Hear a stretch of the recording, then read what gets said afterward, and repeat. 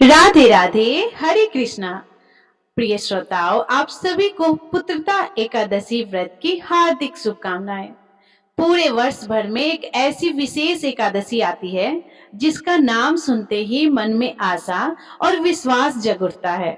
यह एकादशी विशेषकर उन लोगों के लिए वरदान मानी गई है जो संतान की कामना रखते हैं। यह अपनी संतान के सुखद भविष्य की और उनके दीर्घायु जीवन की कामना रखते हैं, और उन आत्माओं के लिए भी जो अपने जीवन को पापों से मुक्त करना चाहती है। यह पावन तिथि है पौष मास के शुक्ल पक्ष की पुत्रदा एकादशी, जिसे कई जगह पर वैकुंठ एकादशी भी कहा गया है। कहा जाता है कि इस एकादशी का व्रत सच्चे मन और श्रद्धा से करने पर भगवान विष्णु अपने भक्तों पर विशेष कृपा करते हैं। इस दिन किया गया व्रत और पूरे मन से सुनी गई कथा मनुष्य के पिछले 7 जन्म के दोषों को क्षण भर में ही समाप्त करने की भी समर्थ रखती है। यह एकादशी केवल संतान सुख देने वाली ही नहीं, बल्कि जीवन को सही दिशा दिखाने वाली और मोक्ष की ओर ले जाने वाली भी मानी गई है। इसीलिए प्रिय श्रोताओं, आज अपने मन को शांत कर भगवान श्री हरि पर पूर्ण विश्वास रखते हुए इस दुर्लभ और पुण्यदायी एकादशी की कथा पूरे भाव से सुनिए, क्योंकि जब कथा श्रद्धा से सुनी जाती है तो केवल कथा नहीं रहती, वह कृपा बनकर जीवन में उतर आती है। तो सभी प्रेम से बोलिए श्री लक्ष्मी नारायण भगवान की जय। पुत्रदा एकादशी की जय। धर्मराज युधिष्ठिर भगवान श्री कृष्ण से बोले, श्री कृष्ण, आपने शुभकारिणी सफला एकादशी का वर्णन किया, अब कृपा करके शुक्ल पक्ष की एकादशी का महत्व भी बतलाइए। उनका क्या नाम है, कौन सी विधि है और उसमें किस देवता का पूजन किया जाता है। तब भगवान श्री कृष्ण ने इस प्रकार कहा, राजन, पौष के शुक्ल पक्ष की जो एकादशी है उसे बतलाता हूँ, सुनो। महाराज, संसार के हित की इच्छा से अब मैं इसका वर्णन करता हूँ। राजन, अन्य एकादशी व्रतों की विधि से ही यत्न पूर्वक इसका व्रत करना चाहिए। इसका नाम पुत्रदा है और यह सब पापों को हरने वाली उत्तम तिथि है। समस्त कामनाओं और सिद्धियों के दाता भगवान नारायण इस तिथि की अधिदेवता है। चराचर प्राणियों सहित समस्त त्रिलोकी में इसे बढ़कर दूसरी कोई तिथि नहीं है। पूर्व समय की बात है, भद्रावती पुरी में राजा सुकेतुमान राज्य करते थे। उनकी रानी का नाम चंपा था। राजा को बहुत समय तक कोई वंशधर पुत्र नहीं प्राप्त हुआ, इसीलिए दोनों पति पत्नी सदा चिंता और शोक में डूबे रहते थे। राजा के पितर उनके दिए हुए जल को सुकोच्छवास से गर्म करके पीते थे। राजा के बाद और कोई ऐसी नहीं दिखाई देता जो हम लोगों का तर्पण करेगा। यह सोचकर पीतर भी दुखी रहते थे। एक दिन राजा घोड़े पर सवार होकर घने वन को चले गए। पुरोहित आदि किसी को भी इस बात का कुछ पता नहीं था। मृग और पक्षियों से सेवित उस सघन वन में राजा भ्रमण करने लगे। मार्ग में कहीं सियार की बोली सुनाई पड़ती थी तो कहीं उल्लुओं की। जहां तहां रीछ और मृग भी दिखाई दे रहे थे। इस तरह घूम घूम कर राजा वन की शोभा को देख रहे थे। इतने में ही दोपहर हो गई। राजा को भूख और प्यास सताने लगी। अब वे जल की खोज में इधर उधर दौड़ने लगे। किसी पुण्य के प्रभाव से उन्हें एक उत्तम सरोवर दिखाई दिया, जिसके समीप मुनियों के बहुत से आश्रम थे, और सौभाग्यशाली नरेश ने उन आश्रमों की ओर देखा। उस समय शुभ की सूचना देने वाले शकुन होने लगे।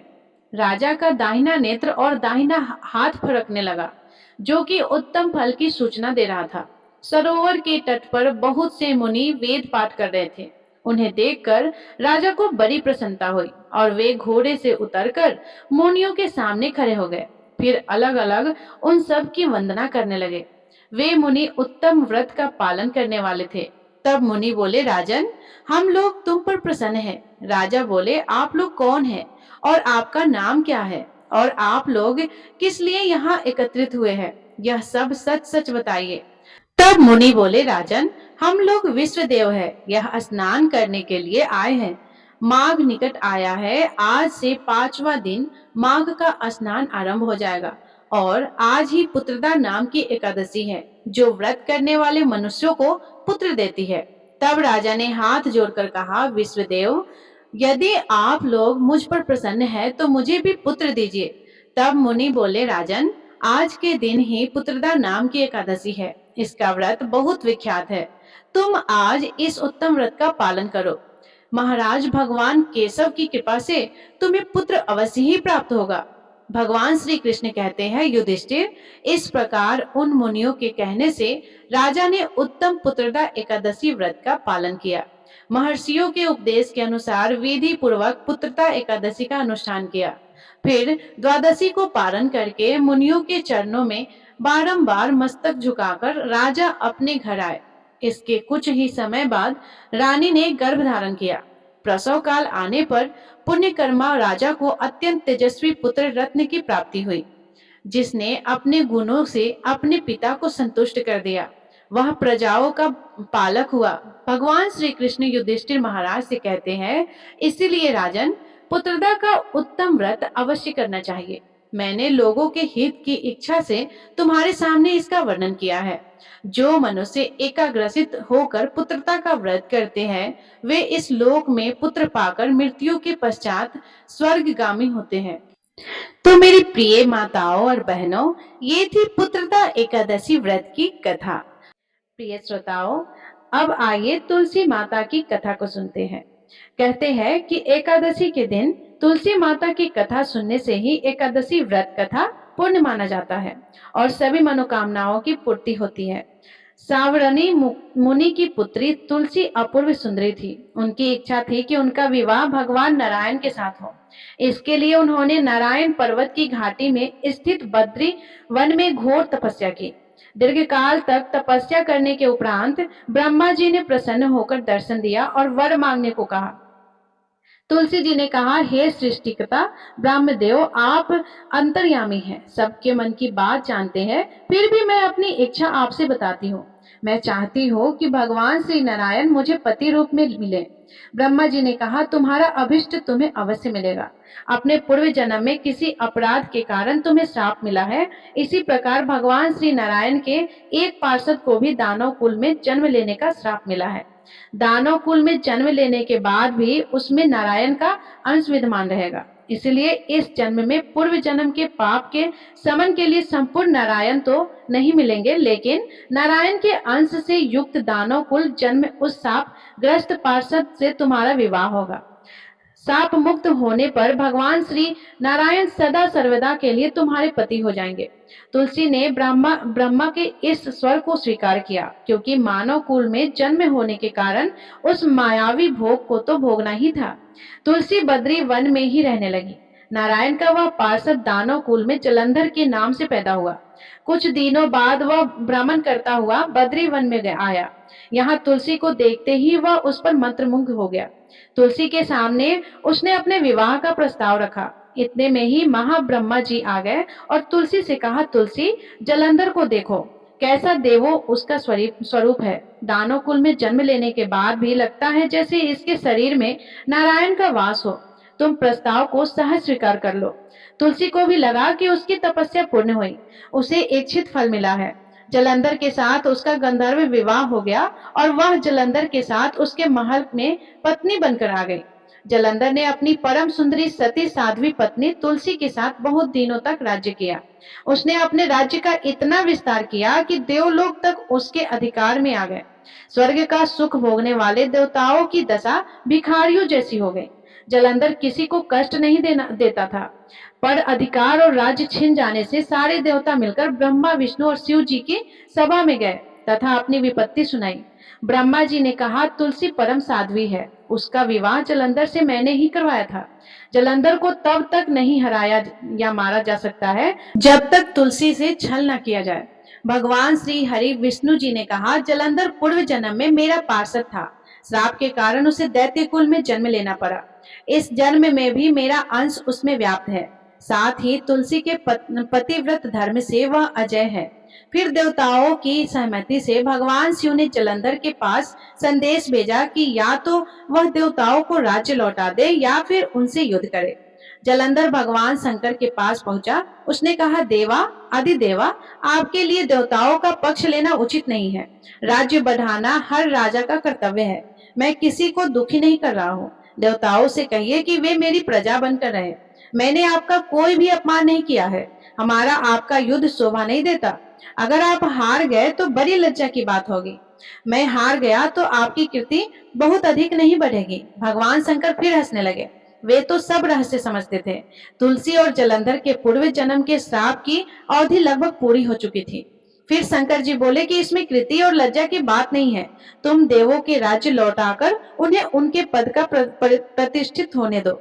युद्ध से बचने की यही एक उपाय है। जलंधर ने कहा, मैंने युद्ध के बल से देवलोक जीता है।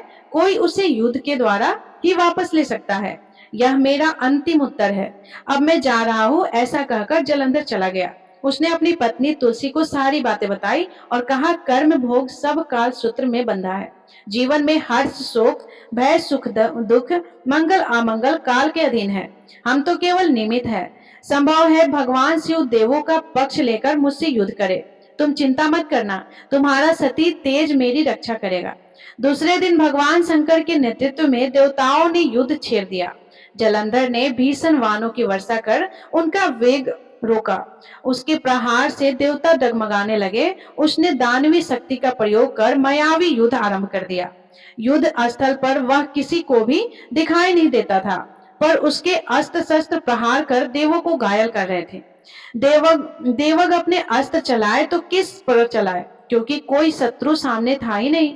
कई दिनों तक इस तरह भयंकर युद्ध चला और जलंधर पराजित नहीं हुआ। तब शिव जी ने विष्णु से कहा कि विष्णु, कुछ तो उपाय करो, अन्यथा मेरा तो सारा यश मिट्टी में मिल जाएगा।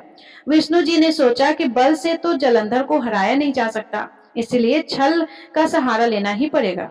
उसने तुरंत अपना स्वरूप जलंधर जैसा बनाया और अस्त्र शस्त्र से सुसज्जित हो तुलसी जी के पास पहुंच गए और बोले, प्रिय, मैं युद्ध जीत गया। सारे देवता भगवान शंकर समेत मुझसे हार गए। इस खुशी में आओ, मैं तुम्हें अपने अंग से लगा लूं। पति को प्रत्यक्ष खड़ा देख तथा विजय का समाचार सुन वह दौड़कर मायावी जलंधर के गले से लिपट गई। इस प्रकार पति पत्नी दोनों ने आलिंगन हो खूब खुशी मनाई।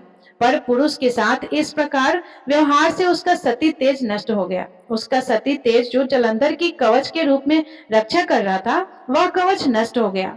जलंधर शक्तिहीन हो गया। यह जानते ही भगवान शंकर ने उस पर अपने त्रिशूल से प्रहार किया। त्रिशूल के लगते ही जलंधर जलकर भस्म हो गया। जलंधर के मरने को जानकर भगवान विष्णु अपने असली रूप में आ गए। सामने अपने पति जलंधर के स्थान पर भगवान विष्णु को खड़ा देख तुलसी बहुत विस्मित हुई। उसको पता लग गया कि स्वयं नारायण ने उनके साथ छल किया है। क्रोध में आकर तुलसी जी ने श्राप दिया और भगवान विष्णु से कहने लगी, एक सती स्त्री का सतीत्व भंग करने के अपराध में तुम हृदयहीन पत्थर हो जाओ। विष्णु जी ने तुलसी जी के श्राप को सिरोधार्य कर कहा, हे देवी, तुम्हारे तथा जलंधर के कल्याण के लिए मुझे ऐसा करना पड़ा। तुम दोनों को श्राप मुक्त करना था। तुम भी अब अपना शरीर त्याग कर तुलसी विरवा के रूप में जन्म लोगे और मेरी पूजा तुलसी दल से होगी। मैं शालिग्राम पत्थर बनूंगा। मेरे शीश पर तुम आदर से विराजमान होगी। तुम्हारे पति की हड्डियों के चूर्ण से शंख की उत्पत्ति होगी। उस शंख ध्वनि से देवताओं तथा मेरी पूजा आराधना होगी। जहाँ शंख ध्वनि होगी वहाँ मंगल में मैं विराजमान रहूंगा। तुमने पूर्व जन्म में बद्री वन में मुझे पाने के लिए बड़ी तपस्या की थी। अब अगले जन्म में मैं नारायण के रूप में बद्रीनाथ वन में स्थापित होऊंगा और मेरी पूजा अर्चना फल फूल से ना होकर तुम्हारी तुलसी दल से होगा। मेरे शीश पर विराजमान होकर तुम मुझसे भी ऊंचा पद प्राप्त करोगे। बोलिए श्री लक्ष्मी नारायण भगवान की जय। एकादशी माता की जय। बोलिए श्री तुलसी जी शालिग्राम जी की जय। प्रिय श्रोताओं, अब आइए सुनते हैं एकादशी माता की कथा। एक बूढ़ी माँ ने एक बार एकादशी का व्रत रखा। बड़ा ही भाव भक्ति से पूजा अर्चना की। उन्हें वृद्धावस्था में क्या बाधा थी, वे तो अपने पुत्र पौत्रों की सुख सुविधा के लिए व्रत रखने लगी थी। वे दिन भर तो जरा कठोर मन करके अपनी प्यास को रोकी रही। दिन में पूजा पाठ किया, कथा सुनी और पंडित जी को मिट्टी के पात्र में भरकर पानी और ऋतु फल दान में दिए। दोना भर के भूरा शक्कर वितरित किया। गर्मी के कारण बहुत बेचैन थी, इस कारण से बड़ी देर तक पानी में पड़ी रही और पानी के कुल्ला करती रही, अपना मुंह बार बार धोती। तब कहीं थोड़ा बहुत धैर्य बंध पाया। धूप तो तेज पड़ ही रही थी, इस कारण बार बार मुंह सूख रहा था। बूढ़ी माँ बहुत बेचैन हो रही थी, क्योंकि एक तो बुढ़ापा और दूसरे यह भयंकर गर्मी। वृद्धावस्था की स्थिति तो कुछ दूसरी ही प्रकार की होती है। जैसे तैसे रो धो के दिन कट पाया। अब पहाड़ सी रात सामने थी, उसका कटना बड़ा ही कठिन दिखाई दे रहा था। खटिया पर पड़े बुढ़िया माई को शांति नहीं मिल रही थी और वे बार बार करवट बदल रही थी। अनेक बार वे बाहर जाती और भीतर आती, उन्हें घर के अंदर शांति नहीं थी। वे परी परी एकादशी माता का स्मरण करती रही। वे कहती रही कि हे एकादशी माता, आप मेरी लाज रखिएगा, आप ही मुझे शक्ति दे दीजिएगा जिससे मैं भली भांति आपका व्रत कर सकूं और यह पहाड़ सी रात शांतिपूर्वक व्यतीत हो सके। प्यास के कारण बूढ़ी माँ की बेचैनी तो बढ़ ही रही थी। उन्होंने धैर्य रखने का बहुत प्रयास किया, किंतु सहनशीलता की सीमा टूट गई और वे घबराकर एकदम चिल्ला पड़ी, बोली कि बचाओ बचाओ। अम्मा का चिल्लाना सुनकर परिवार भर के नर नारी, बच्चे और पड़ोसी एकत्रित होकर बूढ़ी अम्मा की खटिया के समीप पहुंच गए। सबने पूछा कि अम्मा जी, आपको क्या हुआ है? आप क्यों चिल्ला रही हो? आप इस वृद्धावस्था में यह कठिन व्रत क्यों कर रही है? अम्मा जी, शक्ति से ही भक्ति होती है। थोड़ी ही देर में वे फिर से बोली कि अरे, हमारे तो प्राण ही निकले जा रहे हैं। मेरी छाती पर ठंडे पानी का घड़ा रख दो। नातियों ने दादी की छाती पर ठंडे पानी का पात्र रख दिया। तब कहीं जाकर उन्हें थोड़ा बहुत आराम मिला और थोड़ी देर के लिए उन्होंने अपनी आंखें बंद कर ली। एकादशी माता ने सोचा कि यह बूढ़ी अम्मा तो बहुत ही कठोर है, जरा जाकर उसकी परीक्षा लेना चाहिए। वे आधी रात को मुर्गा बनकर देर लगाने लगे। मुर्गा की आवाज सुनकर दादी जल्दी से उठी और बाहर जाकर आसमान की ओर देखा, किंतु आसमान में कहीं उन्हें प्रातःकालीन तारा दिखाई नहीं दिया। वे सोचने लगी कि यह मुर्गा क्यों और कैसे बोल गया। उन्हें प्यास तो लग ही रही थी, थोड़ा बहुत उनका मन भी विचलित होने लगा, किंतु अंत में उन्होंने दृढ़ निश्चय किया कि अब मैं व्रत को पूर्ण करके ही छोड़ूंगी, चाहे भले ही मेरे प्राण निकल क्यों न जाए। यह सोचकर फिर वे खटिया पर शिथिल होकर लेट गई। थोड़ी ही देर में एकादशी माता ने उनकी फिर से परीक्षा लेनी चाहिए। एक छोटी सी बच्ची बालिका एक गिलास में शरबत लेकर उनके सिरहाने खड़ी हो गई और जोर से बोली कि दादी जी, सवेरा हो गया है, आप हाथ मुंह धोकर शरबत पी लीजिए। पहले तो शरबत का गिलास देकर उनका मन ललचा गया, लेकिन अचानक व्रत का स्मरण हो आया और उन्होंने सोचा कि मैं किसी भी प्रकार से अभी शरबत नहीं पी सकती हूँ, और वे शांति पूर्वक अपनी खटिया पर लेट गई। फिर थोड़ी ही देर में उन्हें ऐसा लगा जैसे किसी ने उन्हें पानी के कुएं में पटक दिया हो। वे बड़ी देर तक उस कुएं में हाथ पांव चलाती रही, किंतु उन्होंने अपने मुंह में पानी की एक बूंद भी नहीं जाने दिया और वे दृढ़ता पूर्वक अपने व्रत का पालन करती रही। थोड़ी ही देर में ना जाने कहां से सामने आग जलने लगी, जिससे भारी गर्मी बढ़ने लगी और प्यास के कारण प्राण निकलने लगे, किंतु बूढ़ी अम्मा का कुछ भी नहीं बिगाड़ पाया। वे जहां की तहां मुस्कुराती हुई सी बैठी रही। थोड़ी ही देर में बाहर प्रकाश दिखाई देने लगा, ऐसा लगा कि जैसे सवेरा हो गया हो। बूढ़ी अम्मा ने जब बाहर निकलकर देखा तो समझ गई कि अभी सवेरा होने में 3-4 घंटे की देरी है। यह जानकर वे शांति पूर्वक इधर उधर घूमने फिरने लगी। एकादशी माता यह बात अच्छी तरह से समझ गई कि यह बूढ़ी अम्मा किसी भी प्रकार से अपने व्रत से नहीं टल सकती। वे उनके सत्य व्रत को अच्छी तरह से समझ गई। सवेरा होते ही बूढ़ी अम्मा ने स्नान किया, भगवान का पूजन पाठ किया, एकादशी माता की कथा सुनी, ब्राह्मणों को दक्षिणा देकर भोजन कराया। तब कहीं उन्होंने जल ग्रहण किया।